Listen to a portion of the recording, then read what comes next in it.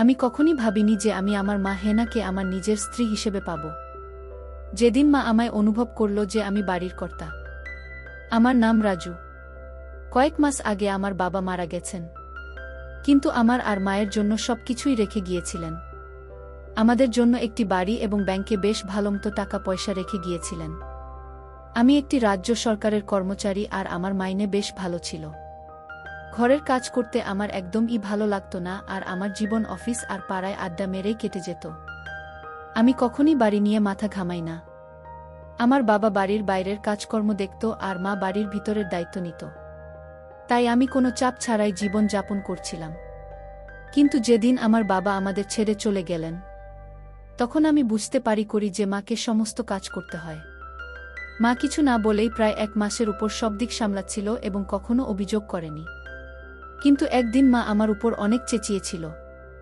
মা আমার উপর রেগে বলেছিল, তুই একটা দায়িত্বজ্ঞানহীন ছেলে।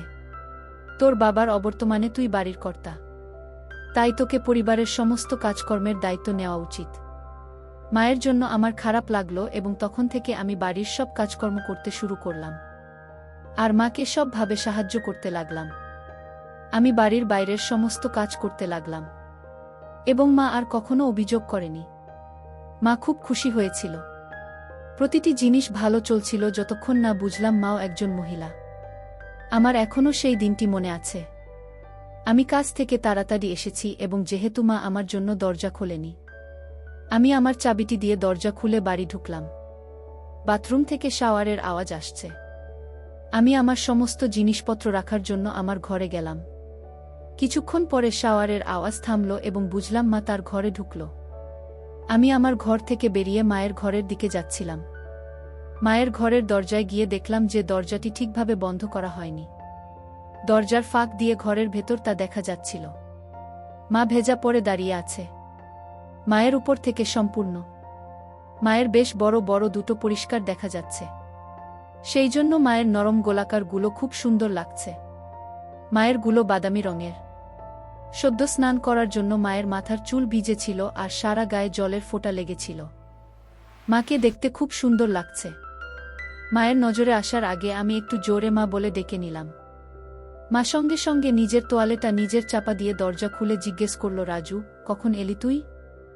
আমি তো বুঝতেই পারিনি। আমি বললাম, এই কিছুক্ষণ আগে এসেছি। সব বাজার রান্না ঘরে রেখে দিয়েছি।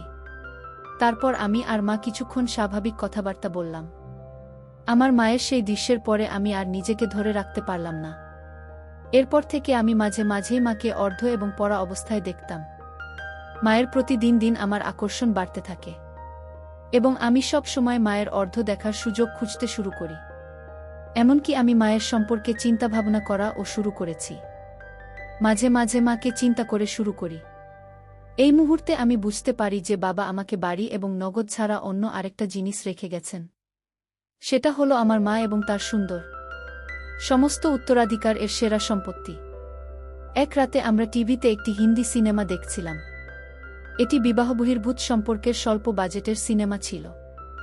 সিনেমাটায় অনেক দৃশ্য ছিল, যদিও পুরো দৃশ্য ছিল না, কিন্তু নায়িকার ডিপ কাট, নায়কের নায়িকাকে দৃশ্য বা নায়িকার দৃশ্যগুলো খুব ছিল।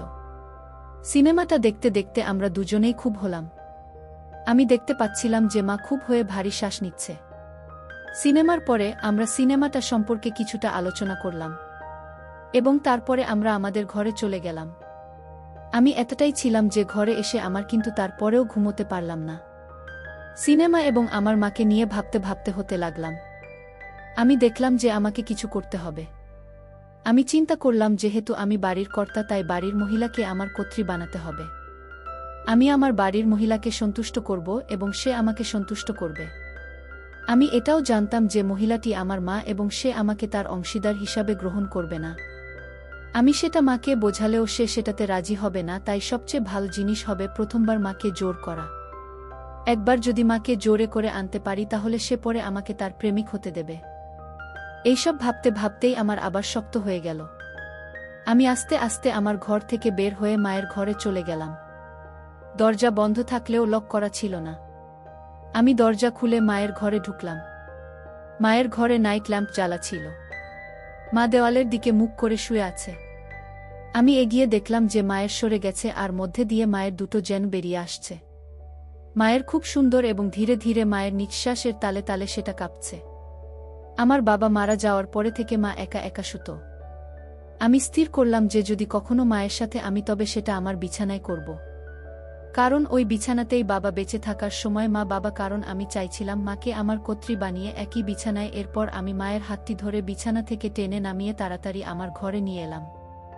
মা ঘুমের ঘরে কিছু বোঝার আগেই আমার ঘরে এনে দরজাটা লক করে দিলাম। মা থতমতভাবে আমার দিকে জিজ্ঞেস করল, কি করছিস? আমি কিছু না বলে মায়ের টানতে লাগলাম। মা দু হাতে করে ধরে আছে যাতে আমি সেটা খুলতে না পারি। কিন্তু আমি তখন পাগলে হয়ে আরও জোরে টানতে লাগলাম আর মায়ের সব চেষ্টা ব্যর্থ হয়ে গেল। মায়ের থেকে পুরোটা টেনে নিলাম। মা এবার বুঝতে পারছিল যে কি হতে চলেছে। মা শুধু পরে আমার সামনে দাঁড়িয়ে আছে। মাকে ওই অবস্থায় দেখে আমার ফেটে বেরোতে চাইছিল। এরপর মাকে কাছে টেনে তার চেষ্টা করতেই মা আমাকে ধাক্কা দিতে শুরু করল। মা নিজের মুখটা সরিয়ে নেওয়ার চেষ্টা করছিল, কিন্তু আমি দুহাতে মাকে ধরে নিজের বসিয়ে দিলাম। তারপর মায়ের দুটো ভালো করে নিজেরটা মায়ের ভেতরে দিয়ে মাকে খুব ভালো করে মায়ের বাধা দেওয়ার শক্তি যেন কমে গেল। মা চুপচাপ দাঁড়িয়ে রইল। কিছুক্ষণ পরে যখন মাকে ছেড়ে দিলাম, তখন মা তাড়াতাড়ি ঘরে থেকে বেরোবার জন্য দরজার দিকে যেতে লাগল। আমি দৌড়ে মায়ের দিকে গেলাম এবং এক হাত দিয়ে মায়ের ধরে আবার বিছানার কাছে নিয়ে এলাম। মা অবশেষে জিজ্ঞেস করল, কেন তুই আমার সাথে এরকম করছিস? আমি বললাম, কারণ তুমি আমায় বলেছিলে যে আমি বাড়ির কর্তা, তাই আমি তোমায় আমার কর্ত্রী বানাতে চাই। মা বলল, কিন্তু আমি তোর মা, মায়ের সাথে এসব কেউ করে না। এই বলে কাঁদতে শুরু করল। তুমি মায়ের সাথে সাথে একজন মহিলাও, তাই না? এই বলে মায়ের জবাবের অপেক্ষা না আবার বললাম, মা তুমি আমায় আর বাধা দিও না। বিছানায় শুয়ে পড়ে আমার জন্য প্রস্তুত হও।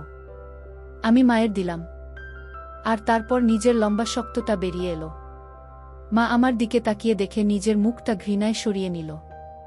এরপর মাকে বিছানায় শুইয়ে দিলাম আর মা আমায় দু হাত দিয়ে বাধা দিতে থাকল। আমি মায়ের দু হাতের কবজি আমার এক হাত দিয়ে ধরে মায়ের মাথার উপরে রাখলাম। কাঁদতে কাঁদতে মা বিছানায় চিৎকার করে বলল, তুই কি চাস আমার থেকে? আমি কিছুই বললাম না। কিছুক্ষণ পরে মা উঠতে চেষ্টা করল। এবার আমায় ধাক্কা মেরে উঠে দাঁড়িয়ে দরজার দিকে যেতে শুরু করতেই আমি মাকে পেছন থেকে ধরলাম। তারপর এক হাতে আরেক হাত দিয়ে দড়িটা টান দিতেই মায়েরটা ঝপ করে মেঝেতে পড়ে গেল। মা সঙ্গে সঙ্গে নিজের হাত দিয়ে নিজের উপরে ঢাকা দিল। এরপর আমি মাকে আমার দিকে ঘোরাতেই মা আরও বেশি করে কাঁদতে শুরু করল আর নিজের ঢাকার চেষ্টা করল। আমি দাঁড়িয়ে দাঁড়িয়ে মায়ের দেখছিলাম। মা কাঁদতে কাঁদতে বলল, এরকম করিস না, আমি তোর মা হই। আমি মায়ের মুখের দিকে তাকিয়ে বললাম, এবার থেকে তুমি আমার জীবন সঙ্গিনী ও হবে। এই বলে মায়েরটা খুলে দিলাম। মা তখন এক হাতে নিজের আর অন্য হাতে নিজেরটা ঢেকে মাথা নিচু করে দাঁড়িয়ে থাকল। মাকে অসম্ভব সুন্দরী লাগছিল। আমি মায়ের হাত দুটো জোরে করে সরিয়ে দিতেই সুন্দর নরম বড় বড় দেখতে পেলাম। বাদামি রঙের দুটো শক্ত হয়ে দাঁড়িয়ে আছে। বুঝলাম মা হয়ে গেছে। আমি এবার মাকে বিছানায় শুইয়ে দিয়ে মায়ের উপর শুয়ে পড়লাম। কিন্তু মা তখন নিজের হাত দিয়ে আমার বাধা দিচ্ছিল। এবার মায়ের দুটো হাতের কবজি একসাথে এক হাত দিয়ে ধরে মায়ের মাথার উপর ধরলাম, আর একটা হাত দিয়ে মায়ের ধরলাম। মায়ের কালো ঘন ঢাকা ছিল। মা পা দুটো একসাথে চেপে রেখেছিল, তাই আমি আমার পা দিয়ে মায়ের দুটো পা জোরে করে ছড়িয়ে দিয়ে একটা আঙ্গুল ভেতরে দিলাম। মা হিসিয়ে উঠল আর বলল, এরকম করিস না, এটা পাপ কাজ। আমি কোনো কথা না বলে মায়ের খেতে খেতে কিছুক্ষণের মধ্যেই মায়ের ভিজে গেল আর মা শুধু না করতে করতে বের করে দিল।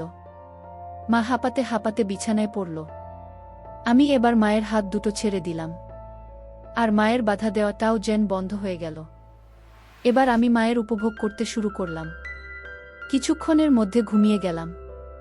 পরের দিন সকালে যখন উঠলাম, মাকে বিছানায় দেখলাম না।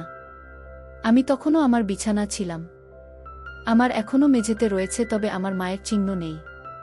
এক মুহূর্তের জন্য আমি ভাবলাম যে আমি কি স্বপ্ন দেখছিলাম, কিন্তু তারপর যখন বিছানায় দেখলাম যে দাগ, তখন বুঝতে পারি যে এটি স্বপ্ন নয়।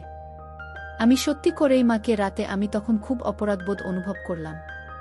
আমার ঘরের বাইরে হাঁটার মতো সাহস আমি পেলাম না। আমি যতক্ষণ পারলাম ঘরের মধ্যেই থাকলাম। এটা ভালো যে সেদিনটা রবিবার ছিল। কয়েক ঘন্টা পরে আমার মা দুপুরের দিকে আমার ঘরে এসে আমায় ডেকে বলল, অনেক বেলা হয়ে গেছে, তাড়াতাড়ি ঘুম থেকে উঠে পড়। মায়ের ডাক শোনার পরে আমার মধ্যে কিছুটা আত্মবিশ্বাস ফিরে এলো। আমি তাড়াতাড়ি বাথরুমের কাজ করে আবার নিজের ঘরে চলে এলাম। আমি আমার মাকে আরও বেশি সময় এড়াতে চেষ্টা করেছি যতক্ষণ না সে আমাকে আমার লাঞ্চ খেতে ডেকেছিল। সেই দিনটি আমাদের দুজনের জন্য এক ভয়াবহ দিন ছিল। আমরা কখনই কোনো কথা বলিনি। এইভাবে আরও কয়েক দিন পার হলো, যেখানে আমি আর মা দুজনকে এড়িয়ে চলতে লাগলাম। যেহেতু আমি চাকরি করি, তাই অনেকটা সময় আমি বাড়ির বাইরে থাকতাম। না হলে এরকম পরিস্থিতিতে আমি হয়তো পাগল হয়ে যেতাম। এই সময়ে মা ও আমাদের প্রতিবেশী এবং নিকটাত্মীয়দের সাথে অনেক সময় দিত। সম্ভবত আমার থেকে দূরে থাকার জন্যই মা এটা করত বলে আমার ধারণা। প্রায় 1 মাস শেষ হবার পরে আমি ঠিক করলাম এইভাবে চলতে পারে না এবং আমাকে কিছু একটা করতে হবে। বৃহস্পতিবার আমাদের রাতের খাবারের পরে আমি মাকে বললাম, মা, আমি খুব দুঃখিত এবং আমি কখনোই তোমাকে আঘাত করার জন্য এটা করিনি। আমি সত্যি তোমায় খুব ভালোবাসি। মা আমার দিকে তাকিয়ে তারপর কান্নায় ফেটে পড়ল। আমার খুব খারাপ লাগছিল। স্বাভাবিক অবস্থায় ফিরে আসতে আরও 2 দিন লেগেছিল।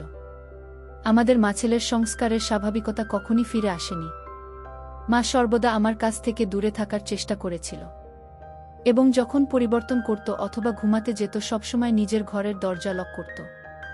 প্রায় 3 মাস আমরা আমাদের জীবনকে এভাবেই কাটালাম। কিছুদিন পরে জিনিসগুলি স্বাভাবিক হওয়ার পরে আরও 2 সপ্তাহ পরে আমার মা তার বন্ধুদের সাথে একটি সিনেমাতে যায়। আমি জানতাম যে মা একটি মুভিতে যাচ্ছেন, কারণ মা আমার কাছ থেকে কিছু টাকা নিয়েছিল। আমিও নিজের কাজের জন্য শহরের বাইরে একটা ট্রিপে গেলাম। 2 দিন পরে যখন আমি আমার ট্রিপ থেকে ফিরে এলাম, যখন দেখলাম যে বাড়ির পরিবেশটা অনেকটাই আলাদা হয়ে গেছে। আমার মা খুব সুন্দর একটি শাড়ি পরেছে এবং তার চুলে ফুল লাগিয়েছে। সাধারণত বিধবা মহিলারা তাদের চুলে ফুল কখনো লাগায় না। মায়ের মনও খুব ভালো মেজাজে আছে বলে মনে হচ্ছে। আমি খুশি হয়েছি, কিন্তু মাকে এইভাবে দেখে হতবাক হয়েছি। আমি ঘরে এসে মায়ের জন্য আনা মিষ্টি মায়ের হাতে দিলাম আর মা হাসি মুখে সেটা নিল। মা আমার ট্রিপের ব্যাপারে অনেক কিছু জিজ্ঞাসা করল। আমি বুঝলাম যে মা আমায় ভালোভাবে গ্রহণ করেছে। আস্তে আস্তে আমিও অনেক স্বাভাবিকভাবে মায়ের সাথে কথা বলতে লাগলাম আর মাকে খুব ভালোভাবে দেখতে লাগলাম। আমি খুশি হলাম যে মা স্বাভাবিক অবস্থায় ফিরে এসেছে। রাতের খাবারের পরে মা আমায় স্নান করে আসতে বলল। আমি অবাক হয়ে মাকে জিজ্ঞাসা করলাম, আমি এত রাতে স্নান করে কি করব? মা গম্ভীরভাবে বলল, আমি যখন বলছি তখন তুই স্নান করে আয়। আমি অনিচ্ছা সত্ত্বেও স্নান করতে গেলাম, কারণ আমি মাকে আর রাগাতে চাইছিলাম না। আমি স্নান করে ঘরে আসতে মা আমায় বলল, নতুন গেঞ্জি পরে ঘরে শুয়ে থাকতে বলল। আমি মাকে বললাম, মা, আমার এখন ঘুম আসছে না। মা আমায় বলল, আমি যা বলছি সেটা তুই কর, অত প্রশ্ন করতে হবে না। আমি মাকে রাগাতে চাইলাম না, তাই নতুন গেঞ্জি পরে ঘরে এসে বিছানায় শুয়ে থাকলাম। চোখ বোধ করে চিন্তা করতে লাগলাম মায়ের এরকম পরিবর্তনের কারণটা কি। কিছুক্ষণ পরে দরজার আওয়াজ পেয়ে দেখলাম মা হাতে একটা দুধের গ্লাস নিয়ে আমার ঘরে ঢুকল। মা একটা সুন্দর হলুদ শাড়ি পরেছিল। শাড়িটা অনেকটা নিচে করে পড়েছিল, তাই মায়ের সুন্দর দেখতে পেলাম। আমি মাকে এভাবে দেখে হতবাক হয়ে গেলাম। মা যেন ঠিক এক নববধূর মতো আমার ঘরে ঢুকল, কারণ সাধারণত নববধূরাই হাতে দুধের গ্লাস দিয়ে এইভাবে ঘরে প্রবেশ করে। এক মুহূর্তের জন্য আমি ভাবলাম যে এটা হতে পারে না। আমি আমার চোখকে বিশ্বাস করতে পারছি না। আমি যাকে চেষ্টা করেছিলাম সে আবার আমার কাছে আসার চেষ্টা করছে কেন? মা ঘরে ঢোকার সাথে সাথে ঘরের দরজাটি বন্ধ করে আমার কাছে এসে দুধের গ্লাসটা হাতে দিল।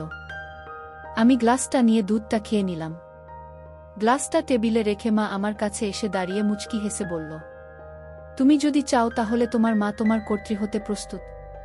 মায়ের কথা শুনে আমি হতবাক হয়ে গেলাম, আর সঙ্গে সঙ্গে আমারটা আরও শক্ত হয়ে গেল। আমি বিশ্বাস করতে পারছি না যে আমার নিজের মা আমাকে তাকে আমন্ত্রণ জানাচ্ছে। আমার এসব চিন্তা করতে কয়েক মিনিট সময় লেগেছে, কারণ আমি দেখতে পেলাম যে আমার মা এখনও আমার উত্তরের জন্য অপেক্ষা করছে। এই মুহূর্তে আমি কি করব বুঝতে পারছি না। আমার মাকে দেখতে ঠিক একজন সদ্য বিবাহিত কনের মতো লাগছে। মা নিজেকে আমার কর্ত্রী হিসাবে গ্রহণ করার জন্য প্রস্তাব দিচ্ছে এবং আমার শক্ত হচ্ছে। হ্যাঁ, হ্যাঁ বলার বাইরে আমি আর কিছুই ভাবতে পারলাম না।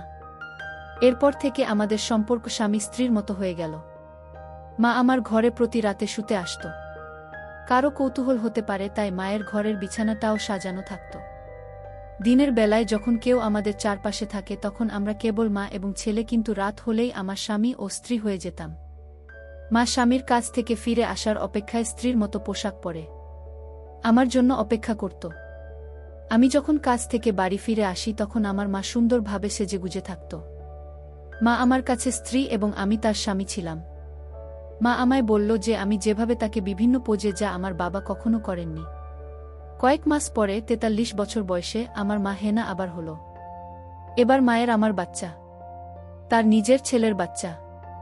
আমি খুশি, আমাদের বাচ্চা আর ৬ মাসের মধ্যে পৃথিবীতে ভূমিষ্ঠ হবে। এইভাবেই মা আর ছেলের প্রেমের সম্পর্ক আর সংসার চলতে লাগল।